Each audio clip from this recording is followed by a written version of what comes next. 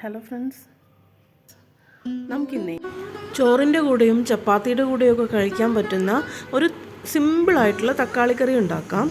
ഇതിനായി ഞാനിവിടെ 2 വലിയ തക്കാളി എടുത്ത് നീളത്തിൽ മുറിച്ച് വെച്ചിട്ടുണ്ട്. ഒരു ചെറിയ കഷ്ണം ഇഞ്ചി വെളുത്തുള്ളി അരിഞ്ഞു വെച്ചിട്ടുണ്ട്. 3 പച്ചമുളക് നീളത്തിൽ അരിഞ്ഞു വെച്ചിട്ടുണ്ട്. ഒരു വലിയ സവോള കൂടി നീളത്തിൽ അരിഞ്ഞു വെച്ചിട്ടുണ്ട്. ഇനി നമുക്ക് ഇതുണ്ടാക്കാനായി തുടങ്ങാം.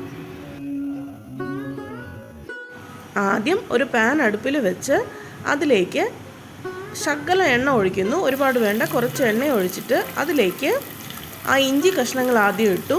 കൂടെ വെളുത്തുള്ളി അരിഞ്ഞത് നമ്മൾ ചേർത്തു.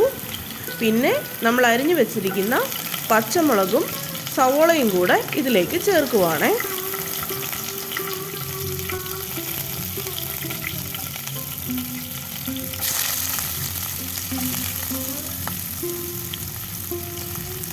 അതിനി നമുക്ക് പതുക്കെ വഴറ്റി കൊടുക്കാം.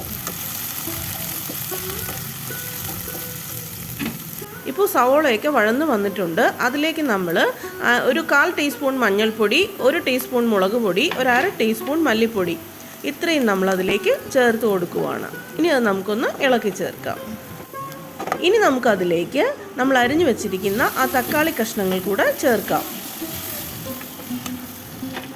അതിലേക്ക് ആവശ്യത്തിനുള്ള ഉപ്പ് കൂടി ചേർത്ത് ഇളക്കിയതിന് ശേഷം കുറച്ച് ആവശ്യത്തിന് മാത്രം വെള്ളം കൂടെ ചേർത്ത് നമുക്കിത് മൂടി വെച്ച് വേവാനായിട്ട് വയ്ക്കാം. ഇടയ്ക്ക് മൂടി തുറന്ന് ഒന്ന് ഇളക്കി കൊടുത്തേക്കണം. ഇതൊരു പകുതി വേവോളം ആയിട്ടുണ്ട്. അപ്പം ഞാൻ ഇടയ്ക്കൊന്ന് ഇളക്കി കൊടുക്കുവാണ്.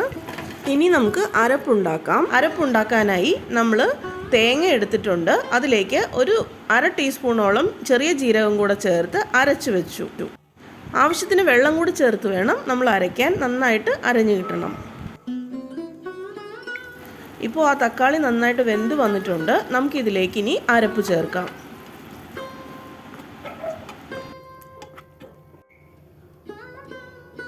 ഇതിലേക്ക് ചാറിന് ആവശ്യമായ വെള്ളം കൂടെ ഞാൻ ആ മിക്സി കഴുകിയിട്ട് ആ വെള്ളമാണ് ഇതിലേക്ക് ചേർത്തത്. അതും കൂടി ചേർത്ത് ഒന്ന് പതുക്കെ അടച്ചു വെക്കാം. തിള വന്ന് തുടങ്ങുമ്പോൾ നമുക്കിത് ഓഫ് ചെയ്ത് വയ്ക്കാം.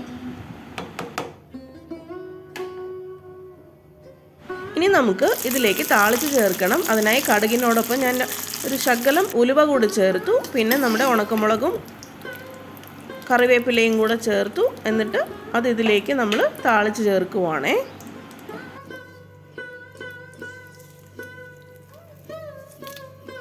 അങ്ങനെ വളരെ ഈസി ആയിട്ട് ഈ തക്കാളി കറി റെഡി ആയിട്ടുണ്ട്. Thank you.